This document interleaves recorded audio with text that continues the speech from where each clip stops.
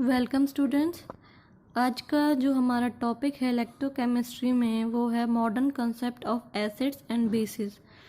तो इसमें हमारे तीन जो कंसेप्ट हैं वो आए हैं एसिड बेसिस को लेकर, जो साइंटिस्ट ने दिए हैं। तो इसमें क्या है, अम्लों तथा क्षारकों के संबंध में निम्न सिद्धांत प्रस्तुत किए गए हैं। वो हैं अरेनियस थ्योरी या अरेनियस की संकल्पना, ब्रोंस्टेड और लॉरी का प्रोटॉन विनिमय सिद्धांत, थर्ड है लुईस का सिद्धांत। तो जो अरेनियस थ्योरी है उसने एसिड्स और बेसिस के बारे में क्या कहा था। एसिड्स यानी कि अम्ल, बेसिस यानी कि क्षारीय।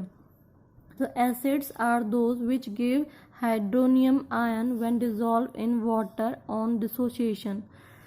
तो अम्ल वे पदार्थ हैं जो जल में घोलने पर वियोजित होकर हाइड्रोनियम आयन यानी कि H3O पॉजिटिव देते हैं। तो यहाँ पर रिएक्शन मैंने दी हुई है, जैसे कि HCl है, ये एक एसिड है और वाटर में मिलाने पर, जल में मिलाने पर ये H3O पॉजिटिव और क्लोरीन आयन देता है। जो ये HCl है ये डिसोसिएट होगा, इसका जो एक हाइड्रोजन है वो इस हाइड्रोजन के साथ अटैच हो जाएगा। जब एक्स्ट्रा हाइड्रोजन आएगा तो ऑक्सीजन पे पॉजिटिव चार्ज आ जाएगा और क्लोरीन इलेक्ट्रॉन्स लेके अपने साथ अलग हो जाएगा तो इसके ऊपर नेगेटिव चार्ज आ जाएगा। सिमिलरली एसिटिक एसिड को जब वाटर में डिसॉल्व करेंगे तो यहाँ पर इक्विलिब्रियम साइन आ जाएगा और ये एसीटेट आयन और हाइड्रोनियम आयन बन जाएंगे। तो अरेनियस ने जो थ्योरी दी थी, जो कंसेप्ट है अरेनियस का, उसमें उसने बोला कि जो पदार्थ या जो सब्सटेंस हमें जल में मिलाने पर, वाटर में डिसॉल्व करने पर हाइड्रोनियम आयन देते हैं उन्हें एसिड्स बोलते हैं। अब एसिड्स और बेसिस भी दो तरह के होते हैं, जैसे कि इलेक्ट्रोलाइट्स का मैंने बताया कि एक क्या होते हैं दुर्बल, दूसरे होते हैं प्रबल। उसी तरीके से एसिड्स और बेसिस भी प्रबल और दुर्बल होते हैं। तो यहाँ पर एक सिंगल एरो क्यों लगाया है, क्योंकि जो HCl है वो हमारा स्ट्रॉन्ग इलेक्ट्रोलाइट है और जो हमारा एसिटिक एसिड है वो हमारा वीक इलेक्ट्रोलाइट है। तो वीक इलेक्ट्रोलाइट में ही रिवर्सिबल प्रोसेस हो सकता है, विपरीत दिशा में जा सकते हैं। स्ट्रॉन्ग एसिड जो है फुली डिसोसिएट हो जाते हैं, बेशक वो हाइड्रोनियम आयन दे रहे हैं लेकिन वो डिसोसिएट पूरे हो जाते हैं। और वीक जो होते हैं, चाहे बेस हो चाहे उस एसिड हो, मीन्स अम्ल या फिर क्षार ये हो, तो वो उसमें इक्विलिब्रियम आ जाता है, सम आ जाता है। बेसिस पे आते हैं। अब बेसिस की उसने क्या डेफिनेशन दी थी, bases are those which when dissolve in water they dissociate to give hydroxide ion. जो क्षारीय हैं हमारे वो पानी में या जल में मिलाने पर हाइड्रोक्साइड आयन देते हैं, मतलब कि OH नेगेटिव देते हैं। तो हमारे यहाँ पे दो रिएक्शन मैंने दी हैं, सोडियम हाइड्रोक्साइड की और अमोनियम हाइड्रोक्साइड की। सोडियम हाइड्रोक्साइड क्या करेगा, सोडियम आयन और हाइड्रोक्साइड आयन देगा, कैटायन और अनायन मीन्स धनायन और ऋणायन। और अमोनियम हाइड्रोक्साइड हमें अमोनियम आयन और हाइड्रोक्साइड आयन देगा। अब इसमें इक्विलिब्रियम साइन है, इसमें नहीं है, इसमें वन डायरेक्शन में हो रही है, इसमें दोनों डायरेक्शन में रिएक्शन हो रही है या क्रिया जो है हमारी हो रही है। क्योंकि जो सोडियम हाइड्रोक्साइड है वो हमारा प्रबल इलेक्ट्रोलाइट है, स्ट्रॉन्ग बेस होता है ये, और अमोनियम हाइड्रोक्साइड हमारा वीक बेस होता है, इसलिए ये वीक इलेक्ट्रोलाइट है। सो अम्ल का मैंने डेफिनेशन बता दिया। बेसिस यानी कि क्षारक, क्षारक वे पदार्थ होते हैं जो जल में घोलने पर वियोजित होकर मीन्स डिसोसिएट होकर हाइड्रोक्साइड आयन देते हैं, और इनकी रिएक्शन बता दी है।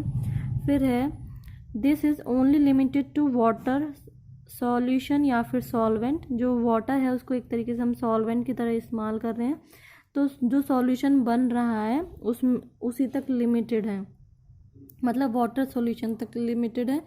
और जो और सॉल्वेंट हैं उसमें इस तरीके का जो क्रिया हो रही है वो नहीं होती। मीन्स अम्लों तथा क्षारकों की यह परिभाषा केवल जो इसने डेफिनेशन दिया है अरेनियस ने, वो सिर्फ जलीय विलयन तक ही सीमित है। अगर अन्य कोई विलायकों में पदार्थों के अम्लीय तथा क्षारीय गुणों की व्याख्या नहीं कर सकते। जो मतलब डेफिनेशन इसने दी है वो वाटर सॉल्यूशन तक ही एप्लीकेबल है। मतलब जब इन पदार्थों को हम वाटर में डालते हैं तो हाइड्रोनियम आयन तभी मिलेंगे। अगर कोई और हम डालेंगे विलायक, तो उसमें इस तरीके का हाइड्रोनियम आयन आए, ये ज़रूरी नहीं है। नेक्स्ट जो हमारा है ब्रॉन्स्टेड एंड लॉरी कंसेप्ट या प्रोटॉन एक्सचेंज कंसेप्ट इसने दिया था, यानी कि ब्रॉन्स्टेड तथा लॉरी का प्रोटॉन विनिमय सिद्धांत, एक्सचेंज यानी कि विनिमय सिद्धांत। तो इसमें एसिड यानी कि अम्ल की जो उसने परिभाषा दी है लॉरी और ब्रॉन्स्टेड ने, वो है आर दोज मॉलिक्यूल्स और ions which give proton in solvent, मतलब कि जो हमारा सॉल्वेंट होगा उसमें वो मतलब H पॉजिटिव दें तो वो एसिड्स हैं।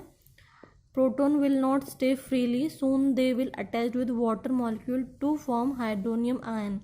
तो जो प्रोटॉन एसिड दे रहे हैं, एसिड जो प्रोटॉन दे रहे हैं वो फ्रीली काफ़ी देर तक उसमें नहीं रहेंगे सॉल्यूशन में, वो जल्द से जल्द जो वाटर मॉलिक्यूल है उसके साथ अटैच हो जाएंगे और हाइड्रोनियम आयन जो है वो फॉर्म कर लेंगे। और इसके एग्जाम्पल हैं HCl, HNO3, nitric acid, acetic acid, HCO3 negative, HSO4 negative, NH4 positive. तो अम्ल वे अणु अथवा आयन हैं जो विलयन में प्रोटॉन देते हैं, और जो प्रोटॉन है वे स्वतंत्र अवस्था में नहीं रहते, अतः जलीय विलयन में प्रोटॉन जल के अणुओं से संयोग कर लेते हैं और हाइड्रोनियम आयन बना लेते हैं। और इनकी रिएक्शन मैंने यहाँ पे दी है, HCl और नाइट्रिक एसिड की दे दी है। तो HCl स्ट्रॉन्ग है और HNO3 H पॉजिटिव और NO3 नेगेटिव देगा, ये दोनों ही स्ट्रॉन्ग है। और ये HCl जो है H पॉजिटिव और क्लोराइड आयन देगा। तो जो ये H पॉजिटिव बन रहे हैं तो ये क्या होंगे, H पॉजिटिव वाटर के साथ मिलके H3O पॉजिटिव बना लेगा। और HSO4 नेगेटिव को जब हम वाटर में डालेंगे तो इक्विलिब्रियम में हो जाएगा, यहाँ पे हमारे पास H3O पॉजिटिव आ जाएगा, SO4 2 नेगेटिव आ जाएगा और HCO3 नेगेटिव है, यहाँ पे ये कुछ नहीं है, सिर्फ एक सिंगल नेगेटिव है। और वाटर के साथ ये H3O पॉजिटिव मीन्स ये हाइड्रोनियम आयन बना लेगा और CO3 2 नेगेटिव यहाँ पर आ जाएगा। फिर उसके बाद उसने बेसिस की डेफिनेशन दी है, are those which accept proton in solution. तो एसिड यानी कि अम्ल के बारे में ये बताया है कि वो प्रोटॉन देते हैं, और जैसे कि इनमें देख सकते हैं, इसमें नाइट्रिक एसिड ने अपना हाइड्रोजन मीन्स प्रोटॉन दिया है। सिमिलरली HSO4 नेगेटिव में भी हाइड्रोजन जो है वो वाटर के साथ अटैच हो गया है। प्रोटॉन H पॉजिटिव को हम प्रोटॉन बोलते हैं, इस चीज़ का आपको ध्यान रखना। तो यहाँ से भी प्रोटॉन जो है निकल के वाटर के साथ अटैच हुआ है। तो बेसिस जो है जो एक्सेप्ट करेंगे मतलब ग्रहण करेंगे प्रोटॉन को, जैसे कि हमारा साइनाइड आयन है, वाटर के साथ क्या होगा, यहाँ पे हमें HCl मिल जाएगा और दूसरा हाइड्रोक्साइड आयन मिल जाएगा। एक ये भी कह सकते हैं इसमें कि हाइड्रोक्साइड आयन भी फॉर्मेशन होती है। तो यहाँ पे HCl मिल गया। एसीटेट आयन को अगर वाटर में डिज़ोल्व करेंगे तो वो एसीटेट के साथ प्रोटॉन जो है अटैच हो जाएगा। तो ये प्रोटॉन को एक्सेप्ट कर रहे हैं, तो ये क्या हुआ, बेस हुआ हमारा। लेकिन अगर उसके अकॉर्डिंग देखा जाए, अरेनियंस के अकॉर्डिंग, तो ये हमारा एसिड था, लेकिन यहाँ पे ये क्या कर रहे हैं, प्रोटॉन को एक्सेप्ट कर रहे हैं। और अमोनिया को जब वाटर के साथ करेंगे तो NH4 पॉजिटिव और OH नेगेटिव हमें देंगे। तो क्षारक वे अणु अथवा आयन हैं जो विलयन में प्रोटॉन ग्रहण करते हैं। तो इसके अकॉर्डिंग देखा जाए तो हमारा वो लॉरी का, ब्रॉन्स्टेड एंड लॉरी का और अरेनियस का जो सिद्धांत है वो थोड़ा सा कोलैप्स करता है, क्योंकि वहाँ पे एसिटिक एसिड बताया था, ये एसीटेट आयन जो है उसको बेस माना गया है, क्योंकि ब्रॉन्स्टेड एंड लॉरी की कंसेप्ट में प्रोटॉन एक्सचेंज हो रहा है, जिसमें कि एसीटेट आयन जो है एक प्रोटॉन एक्सेप्ट कर रहा है, तो एज अ बेस वो रिएक्ट कर रहा है यहाँ पर।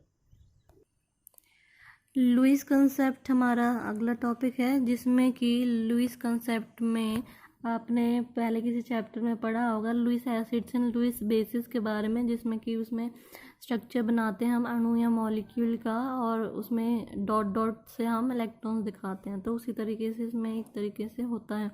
तो Lewis concept bases is transfer of electron.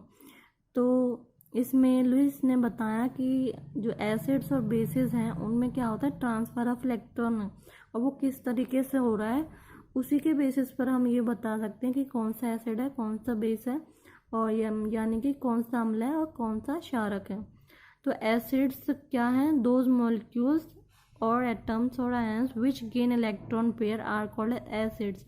जो मॉलिक्यूल या एटम मीन्स परमाणु, अणु या आयन इलेक्ट्रॉन पेयर को मतलब इलेक्ट्रॉन युग्म को ग्रहण करते हैं वो लुईस एसिड माने जाते हैं।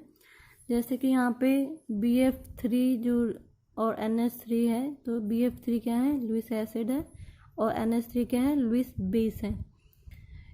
ये क्या करेंगे, यहाँ पर नाइट्रोजन के ऊपर इलेक्ट्रॉन होते हैं, आपको पता होगा, तो ये अपने इलेक्ट्रॉन किसे देगा, इसे, तो ये गेन करेगा इलेक्ट्रॉन पेयर, तो ये लुईस एसिड माना जाएगा और ये लुईस बेस माना जाएगा, जिसको इस तरीके से दिखा सकते हैं। तो लुईस एसिड के कुछ एग्जाम्पल हैं, लुईस अम्ल के एल्युमिनियम ट्राइक्लोराइड, और ये आयन और ये silver ion, zinc chloride, iron chloride, इस तरीके से। फिर बेसिस पे आते हैं, दोज मॉलिक्यूल्स, एटम्स और ions which donate electron pair are known as bases, और लुईस बेसिस भी इन्हें बोलते हैं। तो लुईस ने जो इनकी डेफिनेशन दी है वो है, वो अणु, परमाणु या आयन जो इलेक्ट्रॉन को देते हैं, इलेक्ट्रॉन युग्म को देते हैं या दाता जो है उनको बेसिस बोलेंगे, और इन्हें लुईस बेसिस भी बोला जाता है।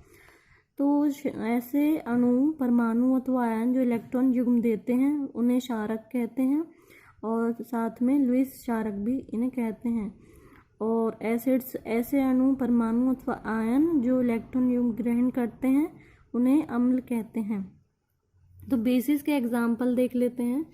यहाँ पे ये ROH है, ऑक्सीजन पे 4 इलेक्ट्रॉन है, मीन्स 2 इलेक्ट्रॉन पेयर है, और यहाँ पे वाटर है, इस पे भी 2 इलेक्ट्रॉन पेयर है। यहाँ पे हाइड्रोक्सिल आयन है, इस पे 6 इलेक्ट्रॉन्स है, मीन्स 3 इलेक्ट्रॉन पेयर।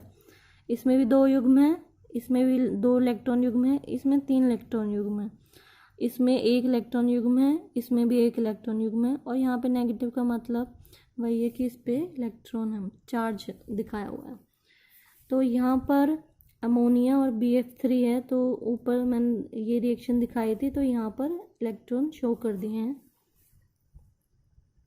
तो NH3 मीन्स अमोनिया जो है उसके साथ अगर प्रोटॉन वो एक्सेप्ट करेगा तो क्या बनेगा, NH4 पॉजिटिव वो बन जाएगा। और जैसे जिंक क्लोराइड है, जिंक क्लोराइड क्या करेगा, 2 इलेक्ट्रॉन डोनेट करेगा, देगा, और अपने ऊपर 2 पॉजिटिव चार्ज ले लेगा।